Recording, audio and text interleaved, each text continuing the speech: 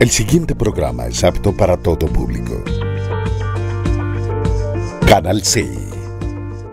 Sus deberes, sus derechos, sus obligaciones y las normas. Tablero Jurídico, la exposición más completa en el marco jurídico. En Tablero Jurídico, temas de actualidad y la noticia jurídica del día. Tablero Jurídico, con la dirección del doctor Luis Ernelio Palacios. Tablero Jurídico. Los invitamos para que sintonicen en el canal C el programa Tablero Jurídico de lunes a viernes de 3 a 4 de la tarde en directo, para que usted conozca cuáles son los derechos en materia laboral y de la seguridad social, el derecho a la familia, el derecho constitucional, el derecho laboral, entre otros, porque usted debe conocer cuáles son esas normas jurídicas que le regulan cada uno de sus actos.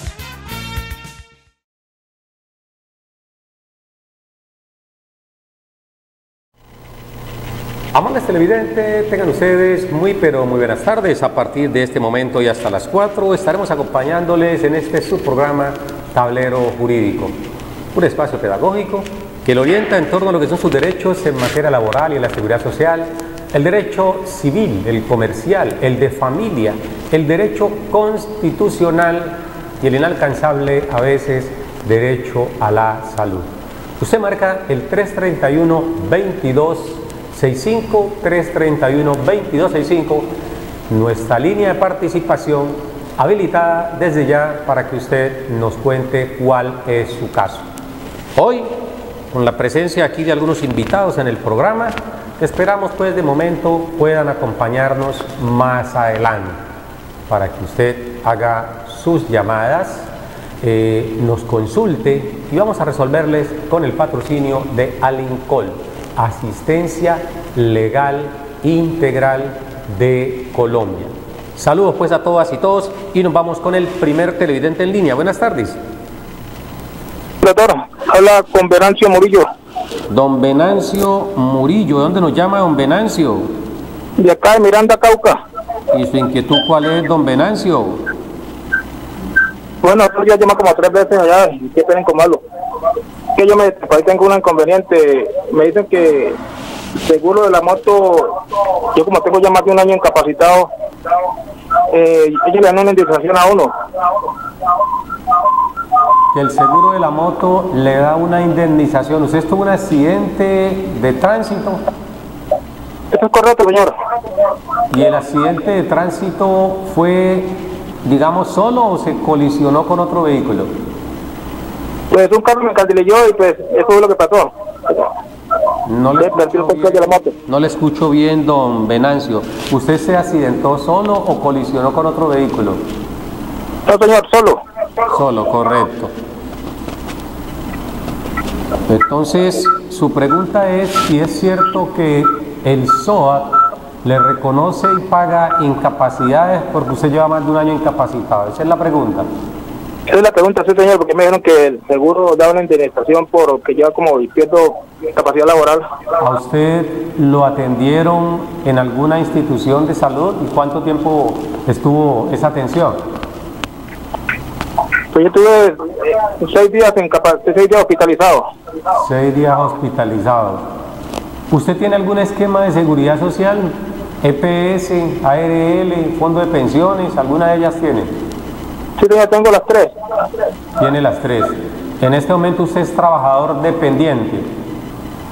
Sí, señor. Perfecto. Entonces vamos a responderle a don Venancio Murillo. Nos llama desde el municipio de Miranda, al sur del país, y nos consulta qué sucede si se presenta un accidente de tránsito, como en efecto lo tuvo él, y si es cierto o no que el seguro de accidente, el seguro obligatorio de accidente de tránsito le reconoce o no incapacidades. Pues bien, mucho se ha dicho acerca de este seguro, bastante costoso entre otras cosas, y a propósito es mucho el dinero que las entidades aseguradoras y con ellas por supuesto las que manejan el SOAT se han ahorrado por estos tiempos. Casi todas las medidas les favorecen enormemente porque el hecho de restringir la circulación evita que se produzcan colisiones y esas colisiones a su vez van a favorecer a todas las aseguradoras. Por eso se escuchaba algún director a nivel nacional de estas entidades aseguradoras, era necesario pues que por lo menos hicieran algunos descuentos en estos seguros, porque siempre son bastante costosos. Y un seguro como el SOAT, que es bastante costoso, casi lo mismo que vale el de una motocicleta, vale el de un vehículo, incluso en ocasiones puede costar más caro el de la motocicleta. Y lo irrisorio que ellos amparan, porque tenemos entendido que un SOAT no abarca más de 800 salarios mínimos legales diarios, es decir, estamos hablando de más o menos unos 7 meses aproximadamente, no respalda más de salarios mínimos mensuales, porque el seguro obligatorio de accidente de tránsito no se mide con salarios mensuales, sino diarios, salarios diarios.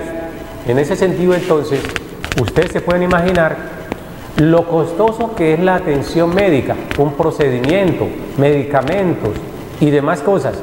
Cuando una persona tiene un accidente de tránsito, a veces por más leve que sea, el primer día o los 2 días ya se consumió totalmente el SOAT. Por eso, para el amigo Venancio Murillo, si bien es cierto que el SOAT le ampara algunos riesgos o contingencias, también hay que ser claro de que si usted estuvo 6 días hospitalizado, lo más probable es que el SOAT haya subido. Las incapacidades, por fortuna, usted tiene un esquema de protección integral, porque le consultamos si tenía EPS, si tenía administradora de fondos de pensiones o ARL, y dependiendo el tipo de accidente, asimismo usted va a enrutar el cobro hacia ella. Si fue producto de un accidente de trabajo, entonces su ARL le va a reconocer las incapacidades desde el primer día.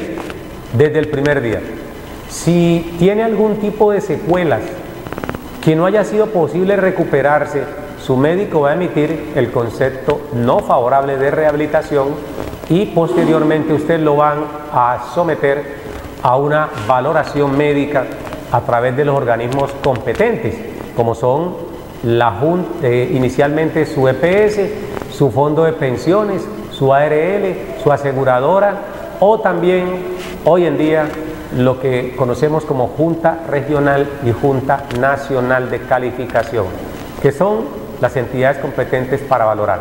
Entonces, no podemos decirle a usted si exactamente el SOAT le va a reconocer incapacidades, porque usted debe saber cuánto se gastó de ese SOAT en la atención inicial de urgencia que le brindaron a usted los primeros días en que lamentablemente tuvo el accidente. Pero si queda algún recurso, efectivamente el SOAT puede ayudar, o sea, puede reconocer indemnizaciones. Habría que mirar, pero en este caso, primero va a acabarse ese SOAT y después entonces va con las entidades del sistema de seguridad social integral. Aprovechamos la oportunidad para saludar al amigo José Ignacio Tobar, que se encuentra aquí presente en Tablero Jurídico, especialista en todo trámites relacionados con importación y exportación de mercancías. Todo lo que tiene que ver con logística. Si usted tiene una empresa que amerite reforma de estatutos, constitución de la empresa, importación, exportación de mercancía, todos esos trámites se los puede hacer el doctor José Ignacio Tobar, para que usted pueda comunicarse a través de Tablero Jurídico y por supuesto allí va a encontrar orientación profesional y especializada. Vamos con televidente en línea, buenas tardes. Buenas tardes.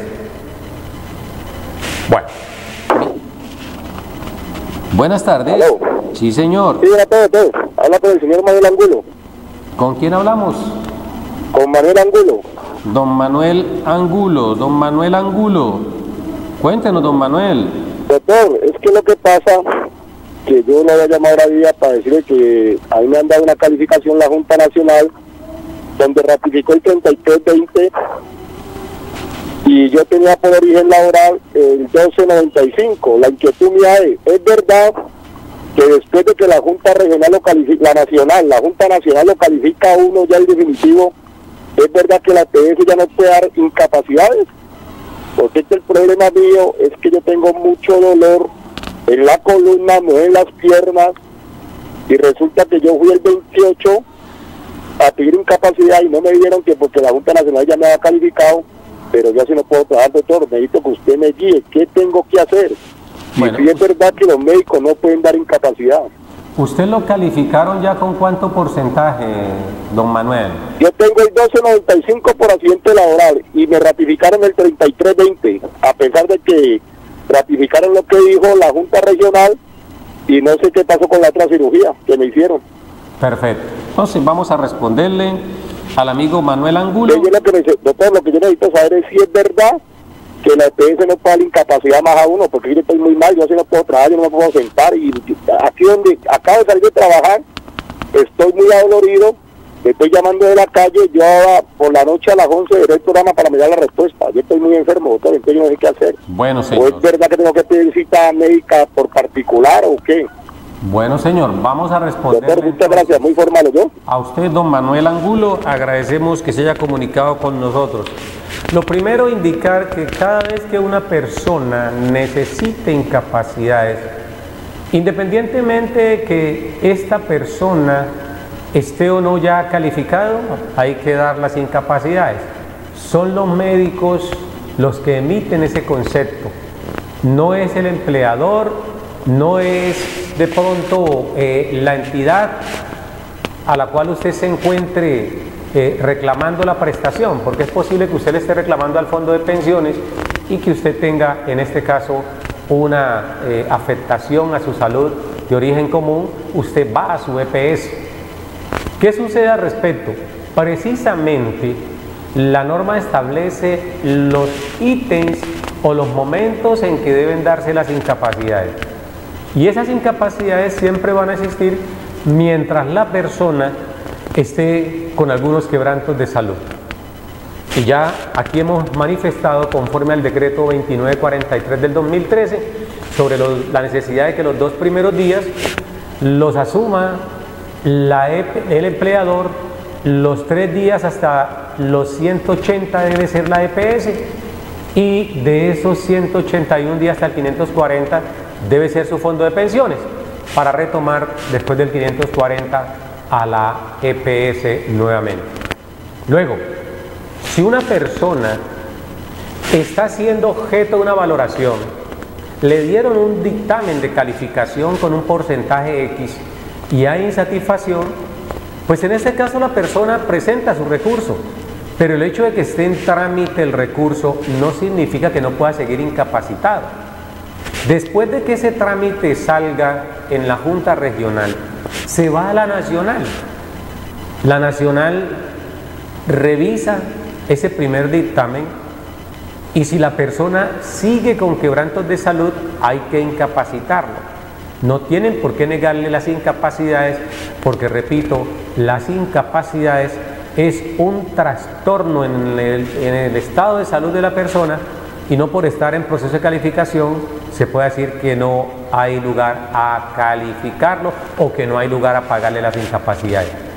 En su caso, si ya vino usted de la Junta Nacional ese dictamen y usted hoy se siente delicado de salud, para eso está su entidad de salud. Si su origen es común, el tratamiento que le están haciendo, entonces usted puede acudir a la EPS, y la EPS no puede argumentar el hecho de que ya tiene una calificación inicial, porque si usted está con un 46% o 47% de pérdida de capacidad laboral, se presume que si ese dictamen está en firme, usted puede ir a su trabajo, a acérquese al trabajo, porque debe estar reubicado. Usted no es inválido todavía, porque para que se pueda declarar el estado de invalidez de una persona, es necesario que conforme al artículo 38 de la ley 100, usted pierda un 50% de capacidad laboral. En estas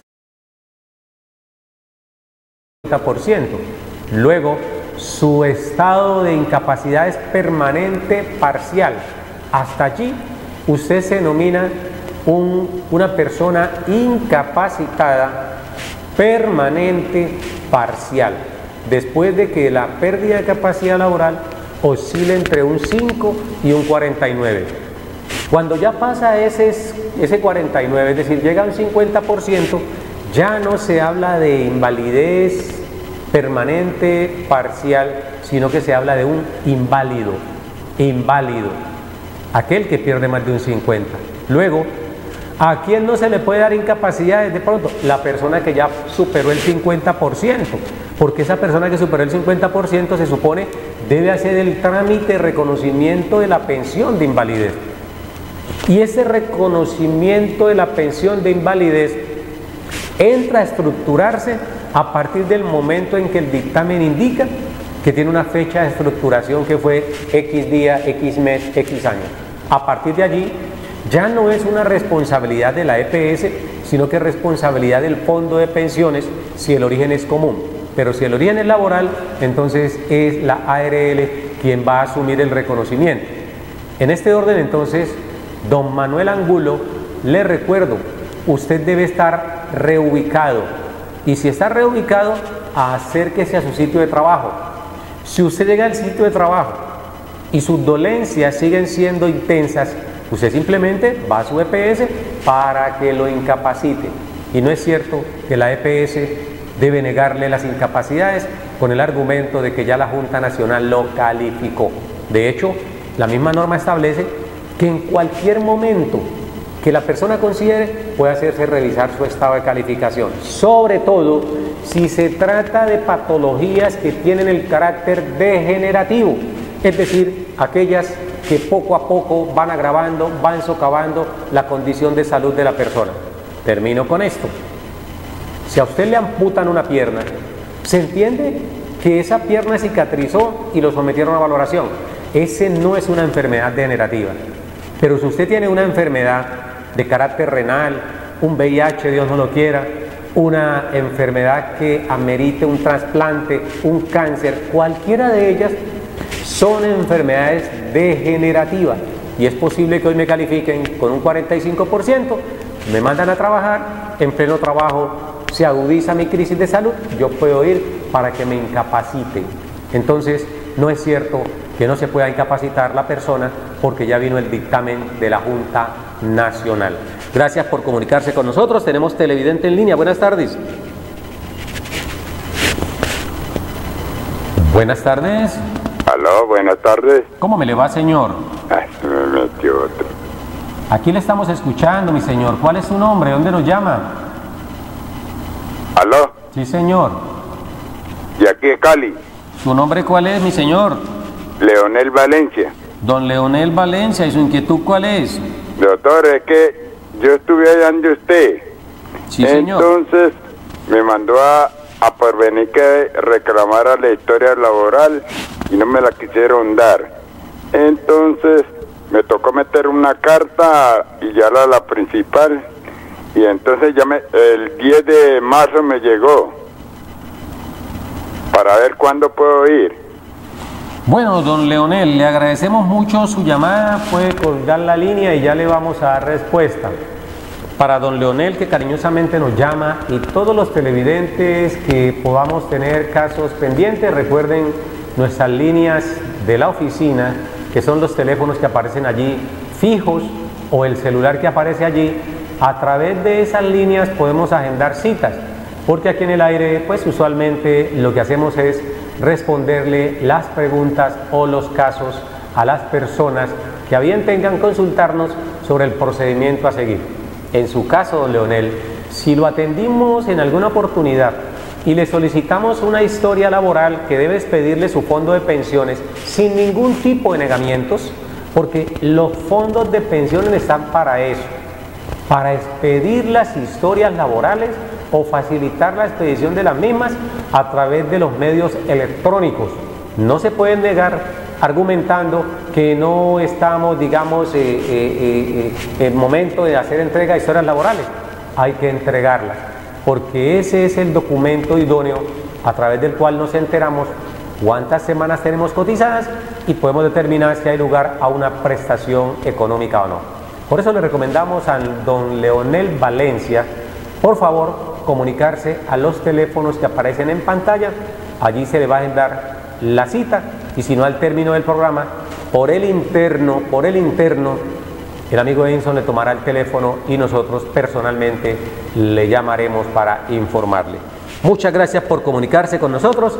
Recuerde que estamos en Tablero Jurídico, el programa pedagógico que le orienta en torno a lo que son sus derechos. Saludos muy especial para la señorita Isabela Palacios, por supuesto, que también es asidua televidente. Celeste, por supuesto, también asidua televidente, quienes nos miran permanentemente aquí en Tablero Jurídico, para que usted nos llame y tenga la oportunidad de que le orientemos en torno a sus derechos.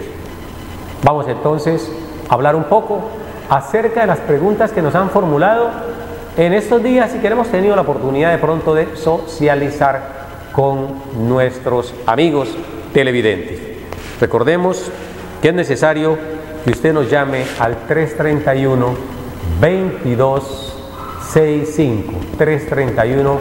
331-2265, nuestra línea de participación que desde ya habilitamos para que usted se comunique con nosotros.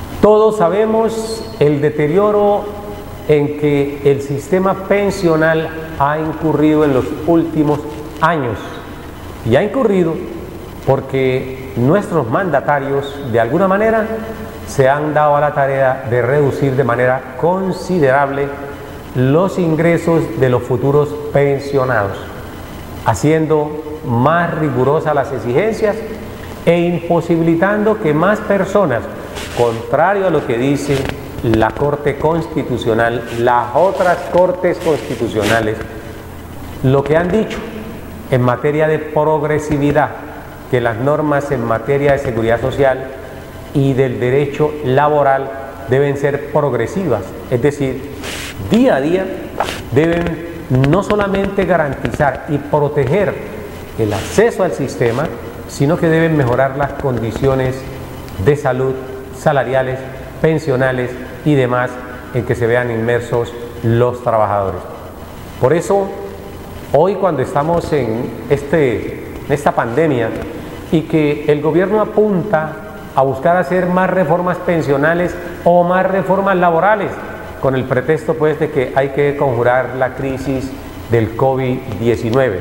Desde ya le decimos que los colombianos deben despertarse y no permitir que se aproveche del momento coyuntural para seguir haciendo reformas laborales o pensionales que sean tóxicas económicamente a los intereses de los trabajadores, porque de eso ya tenemos bastantes antecedentes, que hay que citar la ley 789 del año 2002, la ley 860 del 2003, la ley 797 del 2003, el acto legislativo 01 del 2005, entre otros. Todas estas normas han tenido un carácter destructor de los ingresos de muchos trabajadores que han visto cómo se afectan en sus ingresos por estas reformas. Porque ustedes saben que con el decreto 758 del año de 1990, una persona con meramente 500 semanas ya obtenía un salario mínimo de ingresos, un salario mínimo, porque eso era lo que le permitía obtener una pensión sobre la base de un salario mínimo legal mensual vigente. Y esa persona no tenía que cotizar como el día de hoy 1.300 semanas, bastaba con cotizar 500 semanas entre los 35 y los 55 años si era mujer, o entre los 40 y los 60 años si era hombre, y con eso le daban una pensión si esas 500 semanas era de entre ese lapso de tiempo. Pero después vinieron los aviondos y duplicaron esas semanas, porque ya no exigieron 500, sino que exigieron 1000 semanas como mínimo, 1000 semanas. Eso fue lo que dijo la ley 100. Vamos a exigir 1000 semanas, el doble de lo que se estaba exigiendo anteriormente. Y no contento con eso, más adelante, en el gobierno del año 2003, con la ley 797 y otras, se comenzó a aumentar el número de semanas de manera gradual, porque se pasó de 1000 semanas como mínimo a 1300 semanas, las cuales fueron ascendiendo de manera gradual hasta llegar a 1300 semanas. Por eso, hoy no se compadece que las entidades, que las personas sigan siendo afectadas con reformas pensionales y con reformas laborales. No es quitándole la opción de ingreso a los más débiles como los otros van a obtener sus riquezas. Hay que ser justos y no seguir explotando a los trabajadores en Colombia. Hoy como trabajador son explotados, mañana como pensionados también van a ser explotados y más, porque los fondos de pensiones son excesivamente sanguinarios al momento de reconocer las prestaciones. No todo el tiempo se es justo. Hay muchas leyes que, a pesar de ser leyes, son injustas y no tienen absolutamente nada que ver con la realidad que se vive en el país. Por eso las distancias tienen que acortarse con una pensión más justa, con unos derechos laborales más justos, porque de esa forma puede hablarse de que se está acabando con la violencia en el país. Es que la violencia no solamente es sinónimo de muerte, de sangre, la violencia también es psicológica.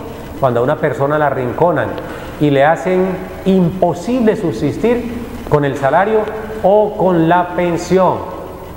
Y eso es lo que no se quiere, porque poco a poco se vino acabando con ese tipo de prerrogativas. Una pensión de una persona que tenía un salario de 1.000.000 de pesos, anteriormente podía ganarse 1.100.000, 1.200.000 al pensionarse. Hoy no le alcanza ni siquiera para el mínimo, porque además de eso, el monto de la pensión del IBL estaba en un 90%, y además de ese 90% le reconocían un 14% por la cónyuge, compañera o compañero permanente, y le reconocían por cada hijo, hasta por 4 hijos en edad escolar, un 7%, lo que significa que esa persona no solamente tenía el derecho a la pensión sobre la base de un 90% de IBL, sino que adicionalmente a esa persona le reconocían un 42%, podían reconocerle un 42%, por si tenía cónyuge, compañera o compañero permanente, era un 14%, y súmele 28% por cada hijo en edad escolar, era un 42%, que sumaba ese 90, le daba un 132%. Hoy la pensión arranca con un 65% y le exigen 1.300 semanas. Y para que esa pensión llegue al tope máximo, que es del 80%, hoy la pensión máxima en Colombia es del 80%, si se está en Colpensiones. Porque si está en un fondo privado, allí sí que hay bastante injusticia. Entre más plata gane la persona en el fondo privado, menos opciones tiene de pensionarse con un salario digno. Le conviene el fondo privado a aquellos que devengan un salario mínimo, porque por lo menos ahí se hace un poco de justicia, aplicando el artículo 65, que establece que la garantía de la pensión mínima se reconoce con 1.150 semanas. 1.150 semanas. Cuando haya cumplido usted 57 años si es mujer o 62 años si es hombre. En ese sentido, entonces, le reconocen esa prestación para que usted lo tenga presente. De tal suerte de que al término de esta cuarentena no vayan a decir que para reactivar la economía es necesario hacer una reforma pensional o una reforma laboral, porque eso no está en los planes. Si realmente el Estado no tuviera la capacidad económica, entonces que no compre tanto armamento. Si realmente no tuviera la capacidad económica, que no se apoderen ilícitamente, que no se roben 50 billones de pesos en el año. Si eso no sucede, tengan la certeza que no estaríamos pasando angustias económicas para que le pudiera llegar a cada persona la ayuda que en este momento de pronto está necesitando. No es que el Estado tiene que convertirse en un Estado paternalista, regalarlo todo, pero por lo menos facilitar para que las personas tengan lo mínimo, sobre todo eso mínimo que no es regalado, que es conseguido con el producto, el esfuerzo de toda su vida laboral, como lo es la pensión. En materia pensional no se está regalando absolutamente nada. Se está diciendo, devuelvan un dinero que ustedes recibieron durante 26, 28, 40 o más años y que lo trabajaron durante todo ese tiempo. Se lo reconocen a la persona después de 62 años o más. Esa persona tiene un promedio de vida de 70, 75 años, fallece y si no deja beneficiarios, ese dinero se queda en los fondos de pensiones. Esto no lo dicen los medios de comunicación. Se están quedando con gruesas sumas de dinero porque no tienen beneficiarios como los que se definen en el artículo 47 de la Ley 100. Por esa razón, nosotros consideramos que no pueden seguir agravando la situación económica de los futuros pensionados, aumentando la edad, aumentando el número de semanas exigidos, aumentando el índice básico con el cual cotizan, porque antes se cotizaba sobre la base de un 6,5%, 6.5%, y ese 6.5% era entre empleador y trabajador, y el Seguro Social nunca tuvo en ascuas, nunca quebró, pero con la Ley 100 llegaron con un 8, siguieron con un 9, con un 10, y finalmente lo aumentó el gobierno en el año 2003 con la Ley 790, lo llevó hasta un 16%. Casi el doble de lo que se estaba aportando está hoy, casi el doble, porque la Ley 100, repito, inició con un 8 y la Ley 797 que se hizo en el gobierno del año 2003 lo aumentó a un 16%. Pero con todo y eso no alcanza según ellos la plata, porque además le despojaron a las personas de la mesada 14, que era un incentivo, una ayuda, una compensación, la mesada 14 que merecían todos los colombianos.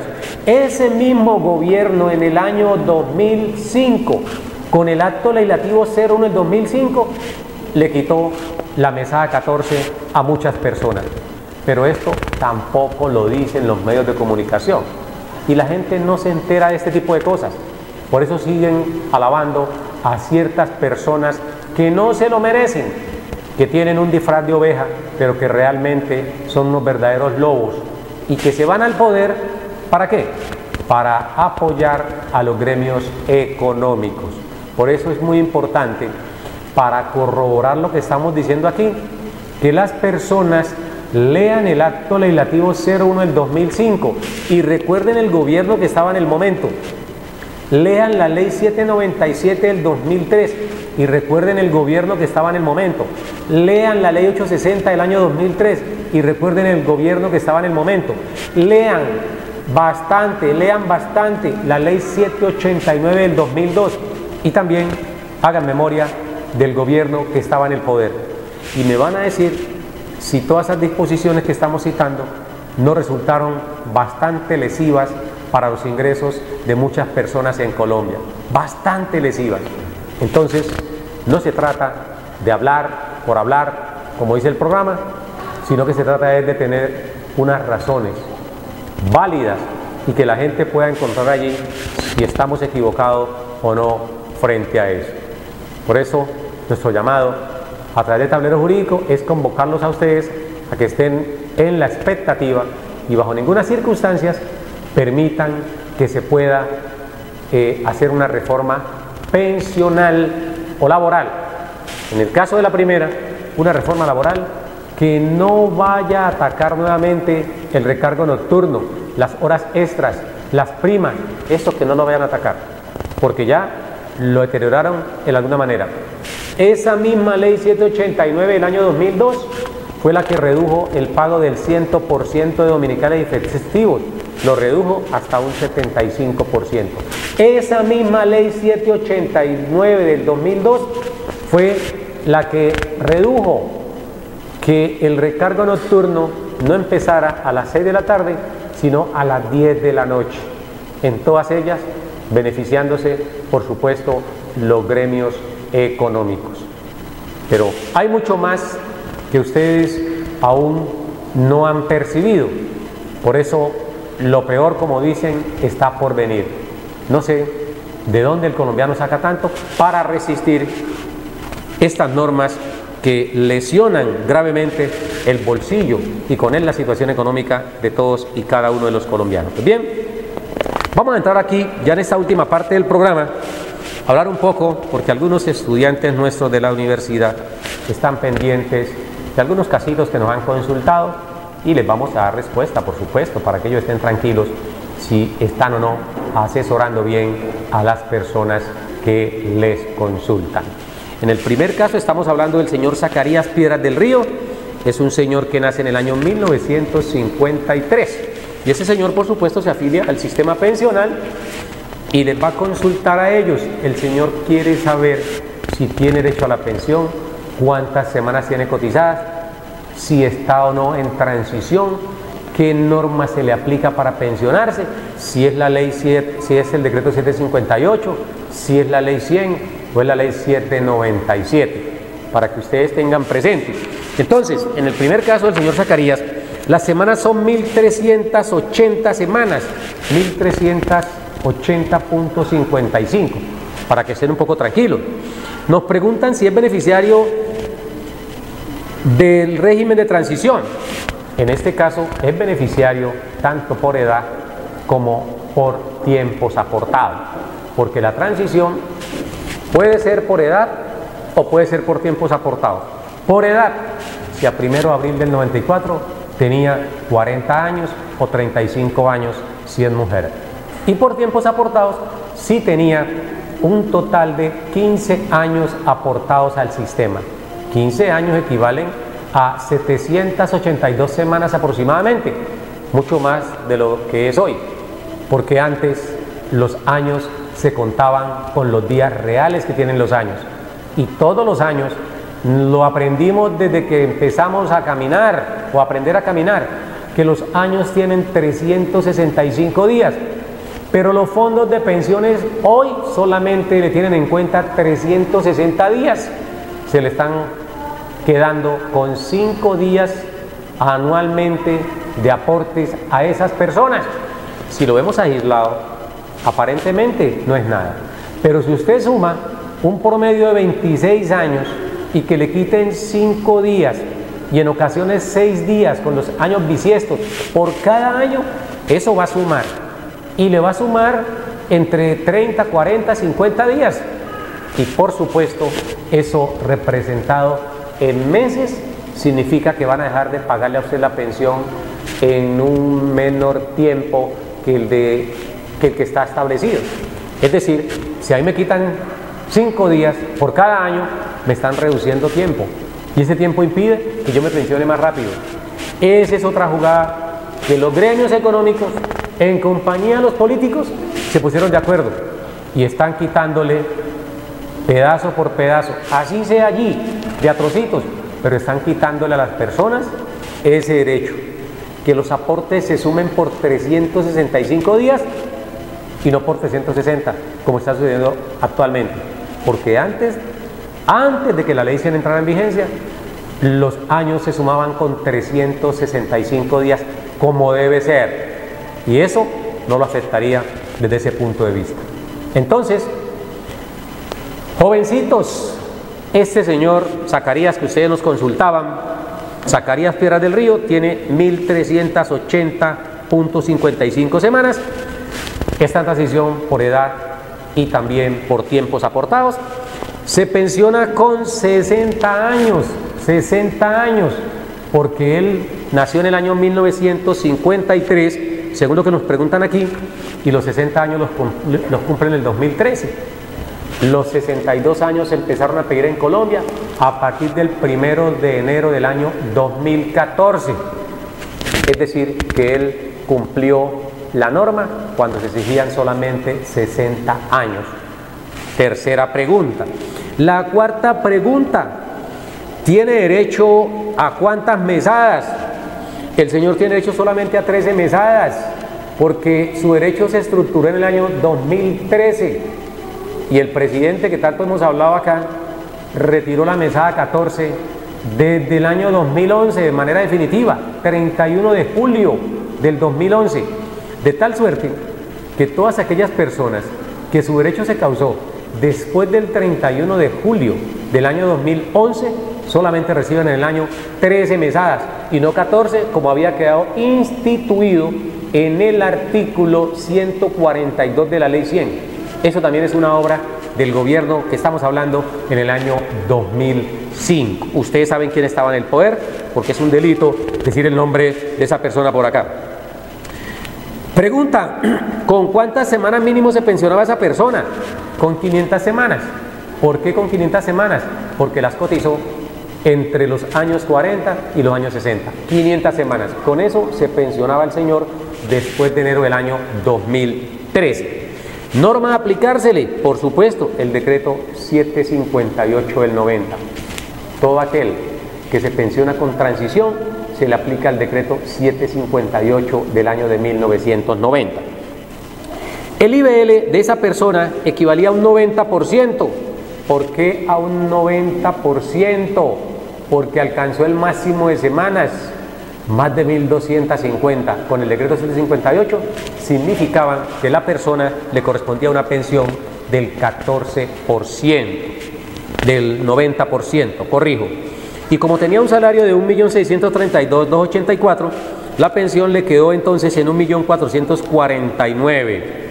Y nos preguntan si podía reclamar las dos pensiones porque sufrió pérdida de capacidad laboral de un 50%. Pues no puede reclamar las dos pensiones porque el sistema no lo contempla, salvo que la incapacidad que generó la pérdida de capacidad laboral del 50% y que generó la invalidez en esa persona hubiese sido de origen laboral. Allí sí la persona hubiera tenido dos pensiones, una que le reconoce el fondo de pensiones y otra que le reconoce la ARL, pero en este caso sería una sola pensión que da paso. La de invalidez está por debajo de la pensión de vejez que estructuró. Y finalmente nos preguntaban si ese señor, por ser casado con una esposa que a su vez estaba trabajando, creemos para ese momento, tenía o no derecho al incremento pensional. No tiene derecho al incremento pensional porque para reconocimiento del mismo se requiere que la cónyuge, compañera o compañero permanente no esté trabajando. De tal suerte que los jovencitos que hicieron esta consulta al programa Tablero Jurídico, estudiantes de Derecho de la universidad, pues ahí tienen la respuesta para que puedan dormir tranquilos. El segundo o la segunda pregunta del señor Álvaro Dybala a todos, así se llama el señor. Vamos a decirles a ellos aquí rápidamente cómo se pensionaba este señor Álvaro Dybala. 1.512 semanas, 1.512.27 semanas. Beneficiario por edad, la transición beneficiario por edad, más no por tiempos. ¿Por qué? Porque en esa época tenía apenas 772 semanas, necesitaba tener 782, entonces la transición era únicamente por edad, más no por tiempo. Y nos preguntan desde allá, ¿cuál es la diferencia entre la transición por tiempos y la transición por edad? Es que si una persona está en transición por tiempos, tiene más de 15 años o 15 años aportados a 1 de abril del año 1994, esa persona puede entrar y salir del sistema cuando quiera. Entra al RAIS, se va al RPM, sale del RPM, se va al RAIS y no tiene ningún problema. Pero aquí el señor no estaba por tiempos, sino por edad. Luego al salirse, perdió la transición. Lo que significa que se le aplica la ley 797 en pleno y no tiene derecho a ninguna de las prerrogativas. Se pensiona con 13 semanas, a los 60 años de edad, aplica la ley 797, dijimos, tiene un 71% IBL, entre otras. Compañeras y compañeros nos dicen por el interno que el tiempo se nos acabó, pero el programa Tablero Jurídico continúa el próximo lunes para que ustedes nos sintonicen y nos hagan sus preguntas de rigor. Aquí nos damos a la tarea de orientar, de servir a las personas que se comunican con nosotros o aquellos que simplemente están ahí observando y multiplican esta información, porque lo que buscamos cada día es de que usted no pierda los derechos que ya ha adquirido, pero que las entidades hacen imposible su uso, goce y disfrute. Muchas gracias a todos, una feliz tarde, un fuerte abrazo y un Dios le bendiga. Nos vemos en el próximo programa. Sus deberes, sus derechos, sus obligaciones y las normas. Tablero Jurídico, la exposición más completa en el marco jurídico. En Tablero Jurídico, temas de actualidad y la noticia jurídica del día. Tablero Jurídico, con la dirección del doctor Luis Ernelio Palacios. Tablero Jurídico.